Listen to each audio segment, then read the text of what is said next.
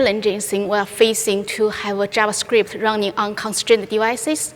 We will introduce JerryScript, an ultralight JavaScript engine from Samsung. And then we're going to look at two IoT platforms based on JerryScript, which actually is IoT.js and Zephyr.js. So on the gateway side, we choose the Things Gateway from Mozilla.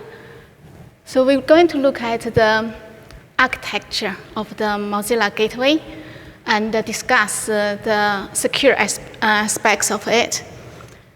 And to have things connect or talk to the gateway, we need an API. So Mozilla has proposed the Web Things API. So we're going to have a look at that. In the end of the talk, we're going to show you a couple of use cases we built in our lab, just to give you an idea what you can do, based on today's talk, and to build an IoT system that suits your own story.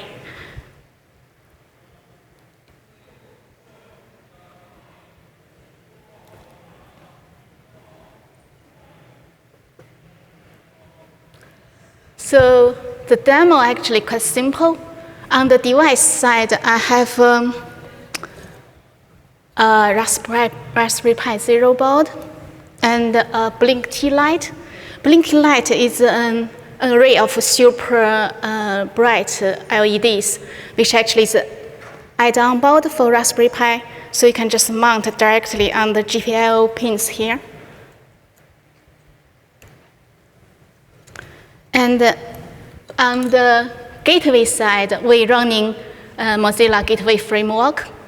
You can run the Gateway Framework either on your laptop, and Mozilla do recommend you run it on Raspberry Pi 3 because it's very, very well supported. I'm running in my demo using laptop just for easy development. So on the gateway, we have an add-on, which is a cloud sensing add-on. So this cloud sensing add-on will detect the sound come from the microphone that connect to your laptop. And once the sound is detected, it will automatically trigger the light on Raspberry Pi Zero on/off. Just show you a demo. Let me just try quickly if I can get there. Yeah, this is demo video.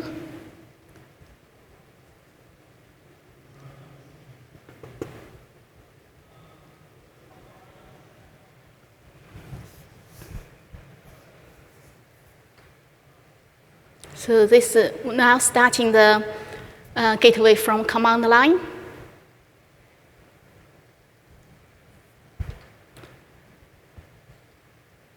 And the web UI for the gateway. So next step is to add the Blink-T light as a thing in the things list for the gateway. So I'm actually getting the IP address of the thing, the Raspberry Pi Zero board. So if the board actually enables MDNS, I should be able to detect directly. So now you see that the Blink-T light is added. From Gateway UI, you can control the light on/off. But in our story, actually, we want to use the cloud sensing sensor to trigger it. So I'm actually creating a rule.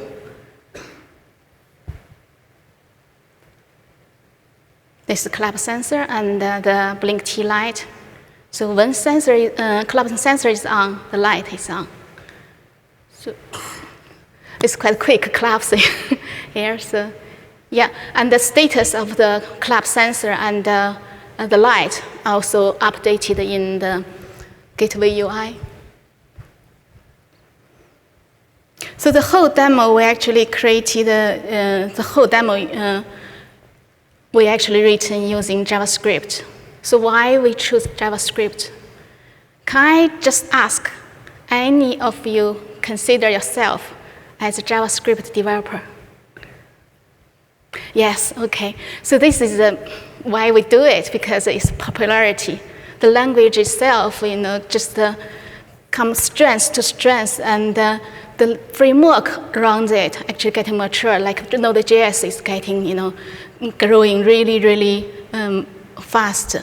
And the other thing is the language is pretty much platform independent. And also with a lot of third-party libraries around, it's really reduce the time to introduce your product to market.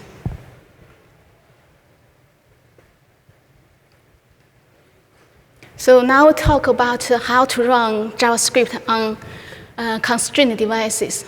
Because JavaScript is scripting language, so what we're facing run it on constrained devices. So constrained devices here we're talking about like CPU, limited CPU, memory, and the power resources. Just to give you a quick idea of the IoT devices we've been using on the market. So we can see that memory-wise, the RAM size could be we highlighted actually so from 2K bytes to 1 gigabytes. So we are focusing on the devices memory size from 32 kilobytes to 256 kilobytes.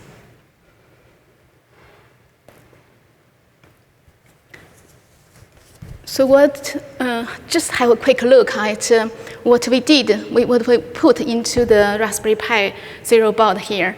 So we have Raspbian, the operating system for Pi, and on the top we have the JerryScript JavaScript engine, and on the top of JerryScript we have IoT.js, which is a platform that provide you the JavaScript developers direct JavaScript APIs. And IoT.js actually provide a GPIO module. So we're actually calling the APIs from the module directly to talk to BlinkT.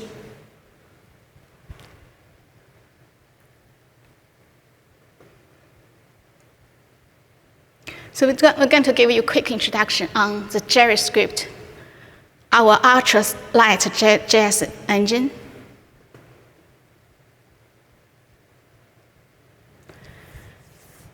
So from a memory footprint-wise, the engine basically actually can use less than 64 kilobytes RAM and 200 kilobytes ROM, less than 200 kilobytes ROM. So we have actually the engine compiled, compiled binary build for ARM Sum 2, which actually about 160 kilobytes. So it's pretty small. And the engine actually, more accurately, probably we call precisely actually is an interpreter. It's a JavaScript interpreter. And sorry, can't see. So the engine actually was developed from scratch by Samsung. So the name Jerry actually came from Tom and Jerry. So we actually focus on like a small, smart, and fast. The engine itself actually pretty matured with a good set of embedding APIs. And the project is one of the JS Foundation very first sponsored projects, and we're quite happy with that.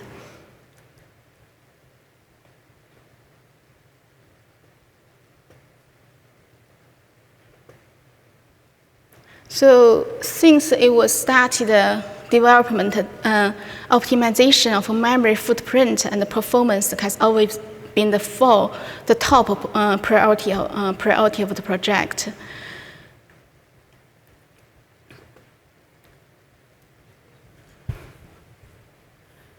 We have added, last couple of years, we have added quite a few new features like debugger and some ES6 features.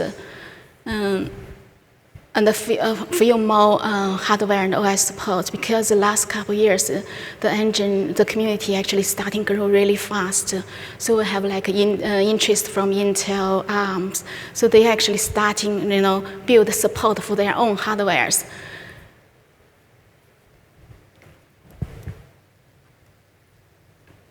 I'm just listing the current officially support hardware and OS. We mean officially, we mean that basically you can find the code on GitHub.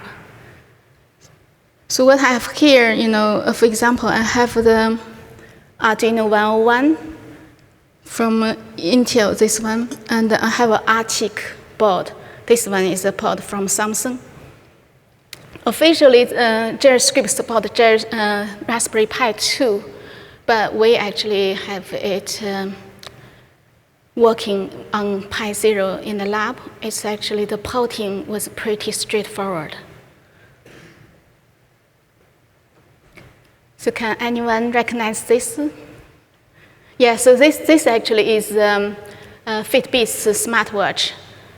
So this is the first smartwatch from Fitbit, but most significantly for JerryScript communities, the product is shipped with JerryScript.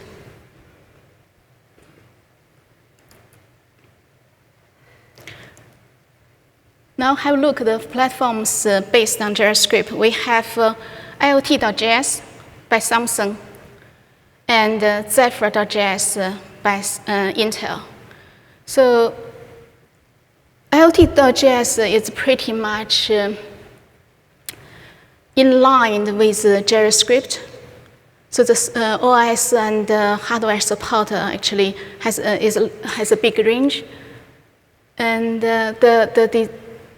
and for Zephyr.js, basically, I think it's more Intel hardware focused. So it runs on Zephyr OS.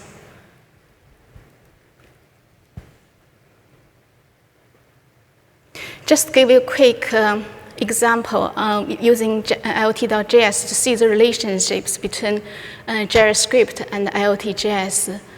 So for the JerryScript, basically, so JavaScript, we have a JerryScript binding. So IoT.js provided ESMA script binding with JerryScript. Meanwhile, it has its own event libraries. So Samsung actually created this libTUV.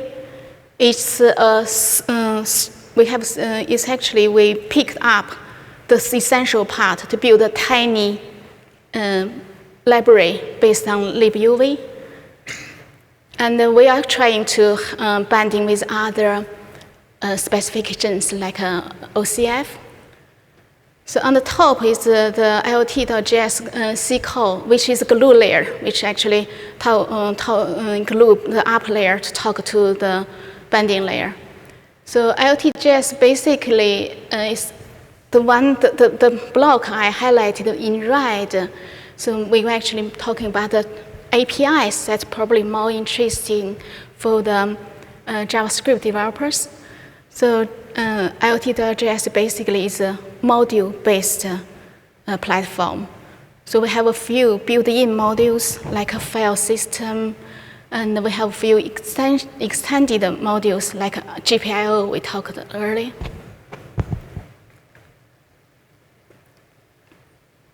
So now let's have a look at the secure gateway. As we mentioned earlier, on the gateway side, we choose Mozilla, the Things gateway. It's an open gateway that anyone can create with a Raspberry Pi to control Internet of Things devices. So look at the architecture of the gateway. The gateway, the Things gateway, is a part of the project gateway architecture. So the project Things basically has three parts. The Things Cloud, which is a collection of Mozilla-hosted cloud services to help managing a large number of IoT devices across a wide geography area.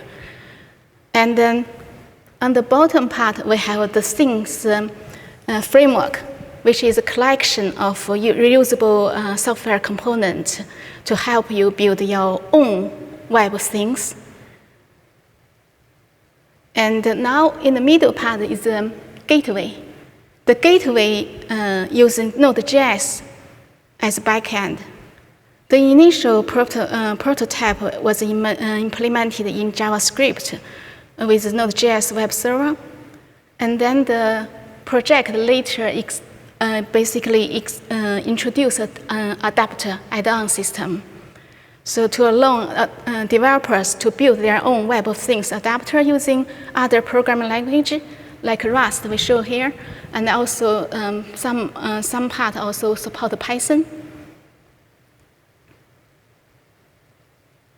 So the backend basically communicates with front ends using Web Things API. Basically, is HTTPS using WSS. So have a look at the security aspect for the gateway.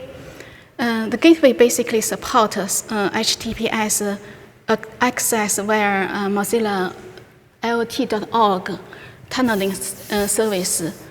So what happens is when you register with the cloud, you actually choose to create your own domain. So once the domain is created, basically you set up you actually set up your secure subdomain. So SSL certificate will be, generated using less encrypt, and the secure tunnel from Mozilla Cloud to your gateway will be set up using PageCat. The gateway itself also using OAuth. This is probably pretty much a standard authentication framework. And the type for the authorization, we're using JSON Web Token.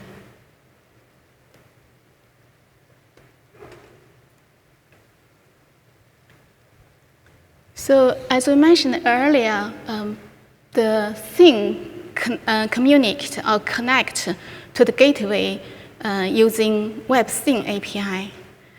WebThing API is a proposal by Mozilla that describes a common data model and APIs to the Web of Things. So it might be useful for us to just have a quick look at the Web of Things.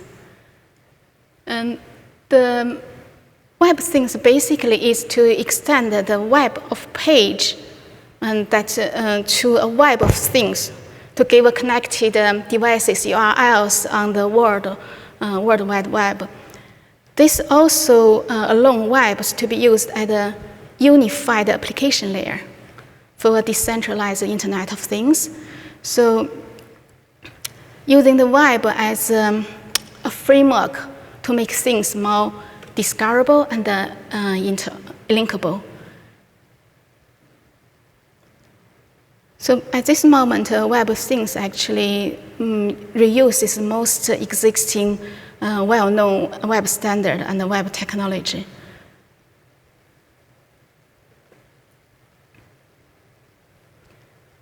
So the WebThing API from Mozilla at this moment is still at a proposal stage.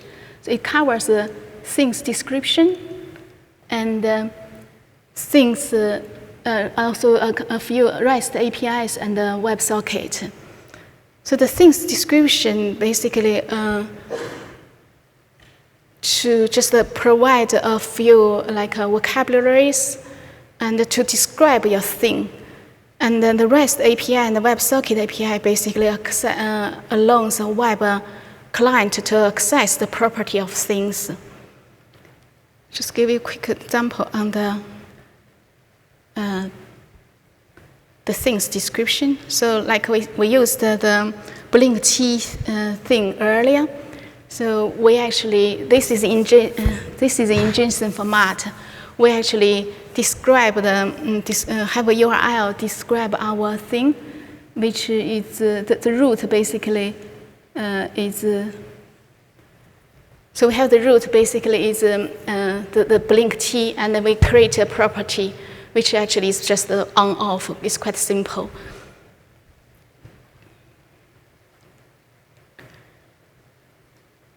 And we actually also create action, which is basically to toggle the light. And so actually the URL we specify for the blink T, actually we can define ourselves.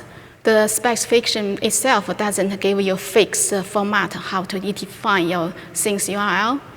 So if we see like with a very simple, here we actually just simple REST request.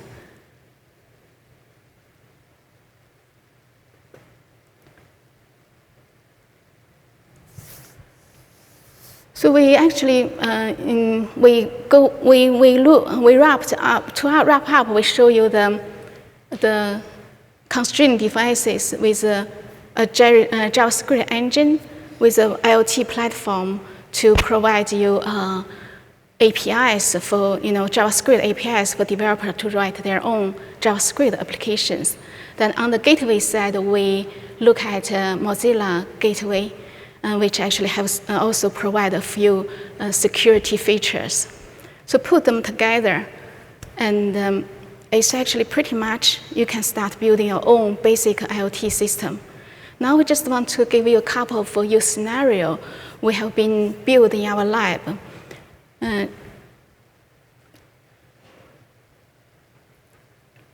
So the first case is we actually have a thing which runs on Raspberry Pi 3, and we had quite a few sensors connect to it.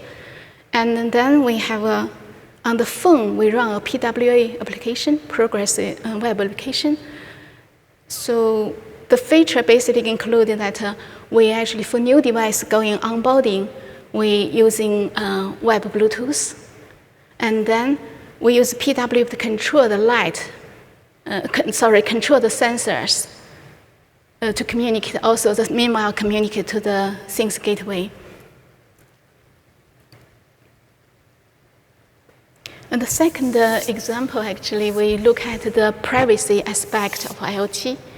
So the use case we create basically is a rental holiday home case.